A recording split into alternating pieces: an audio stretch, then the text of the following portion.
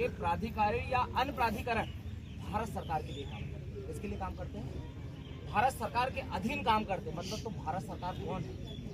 तो अनुच्छेद 12 इसी बात का डिफाइन कर रहा है कि जो भारत सरकार है वो आदिवासी है, और वही आदिवासी और वही भारत सरकार आपको आदेश निर्देश दे रहा है ग्राम सभा के माध्यम से, और आप पालन नहीं कर रहे। मतलब कहीं ना कहीं आप कानून का खेल खेल रहे हैं, कहीं ना कहीं संविधान की आप लापरवाही कर रहे हो, कहीं ना कहीं आप संविधान की जो प्रावधान दिए गए हैं, संवैधानिक जो बातें दी आप उसको नहीं मान रहे। आप एक्ट की बात करें, देखिए एक्ट से बड़ा अनुच्छेद होता है, और एक्ट जब बनता है जब अनुच्छेद से पोस्टरिंग होती है। जैसे आज आप पैसा कानून की बात कर रहे हो या जो भी कानून की आप बात कर रहे हो, पंचायत स्थान के फैसला से आप बात कर रहे थे, एक ऐसा बना आर्टिकल 13 का खंड 2, और आर्टिकल 13 का खंड 2 क्या कहता है कि राज्य ऐसी कोई विधि नहीं बनाएगा जिससे किसी व्यक्ति का फंडामेंटल राइट्स का हनन होता है या मूल अधिकार का हनन होता है।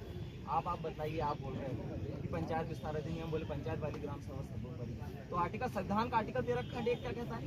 फिर तो फंडामेंटल राइट्स है हमारा संविधान का आर्टिकल 13 खंड, उसका तो हनन हो रहा है, और उसका हनन हो रहा है मतलब आपका जो कानून वो तो डैमेज हो जाएगा, डिस्यूज हो जाएगा, क्योंकि आर्टिकल 13 खंड क्या बोलता है? संविधान लागू होने के पूर्व।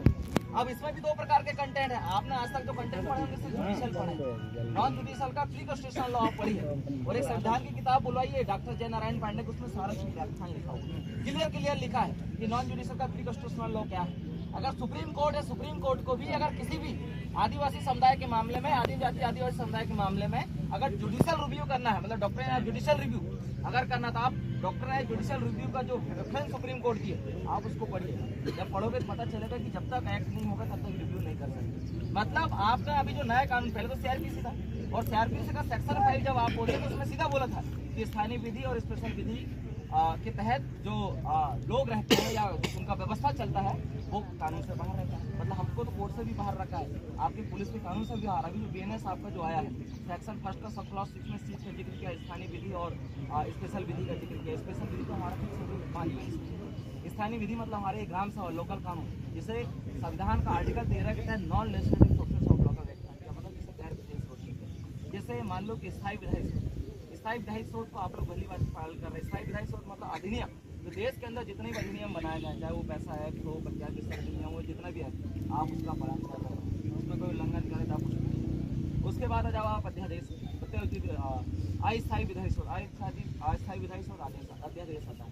आप जो राष्ट्रपति राज्यपाल के द्वारा जो अध्यादेश या आदेश लाए, कोई प्राधिकरण के द्वारा अध्यादेश लाएगा आप उसका पालन करें। तीसरी बात है आपका प्रत्योजित विधायी स्रोत। प्रत्योजित विधायी स्रोत कार्यपालिका कार्य जो अनुच्छेद 240 करता है, उसके आदेश निर्देश अध्यादेश अधिनियम उपनियम विधि आप उनका पालन करें। और उसके बाद एक और जो कानून आता है जो संविधान का आर्टिकल 13 कहता है, जो गैर विधायी स्रोत है, जो non legislative sources of law, आप उसका पालन नहीं कर रहे हैं। मतलब परमानेंट लॉ का आप पालन कर रहे हो, टेम्परेरी लॉ का आप पालन कर रहे हो, डेलीगेशन लेजिस्लेशन ऑफ लॉ का आप पालन कर रहे हो, पर non legislative sources of law का आप पालन नहीं कर रहे हो। आप इसलिए पालन नहीं कर रहे क्योंकि आज जो संविधान का आर्टिकल 13 का हमारे लड़के लोग राहुल दादा कई बार गए हैं आपके पास, क्या बोले ये रूढ़ी प्रथा को हम मानते हैं। रूढ़ी प्रथा के जुडिशियल कंटेंट को आप समझ रहे हो, पर रूढ़ी प्रथा के नॉन जुडिशियल कंटेंट को कौन समझेगा?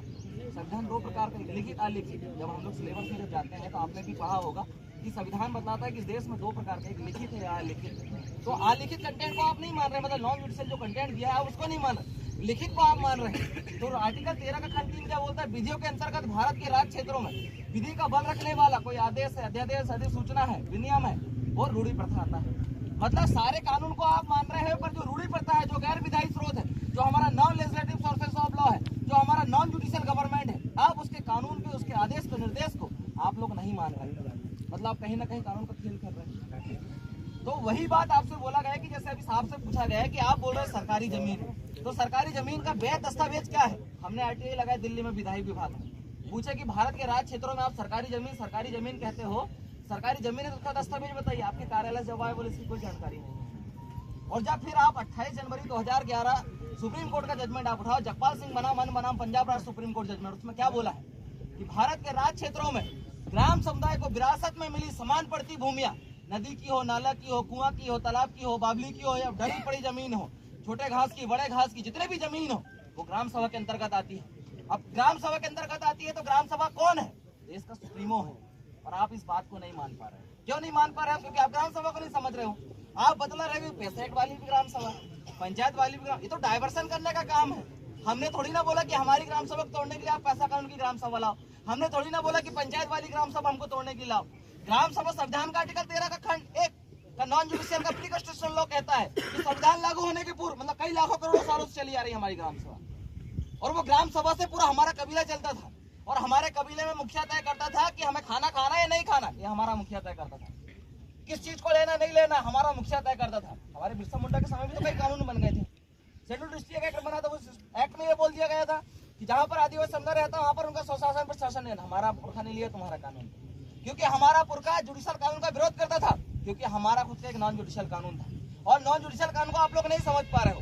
तो एक बार आप झारखंड के डीआईजी साहब है, नॉन जुडिशियल प्रचलन में नहीं है। कौन कहता है? मान लेते हैं वो जमीन आपकी है, हाँ। सरकार आप है, हाँ, ठीक है, तो किसको दोगे? वो किसको दोगे? जिसको भी दोगे उसका भी तो कोई एक रिकॉर्ड बनेगा। हाँ, वो तो करेगा। अभी सर के सामने मैंने बोला था कि आप संविधान को मानते हैं, मैंने बोला हाँ, तो ये चीजें संविधान में ही लिखी थी। वही तो, उसके लिए भी एक व्यवस्था बनेगी ना, किसी को भी दिया जाएगा, लिया जाएगा, नाम पे चढ़ेगा, नामांतरण होगा, रिकॉर्ड पे आएगा, संविधान में वही तो व्यवस्था होगी। संविधान में सरकार की है, मान ली हमने, सरकार की है। आप भी सरकार बोल रहे हैं, आप भी सरकार बोल रहे हैं। ग्राम सभा तय करेगा ना जी।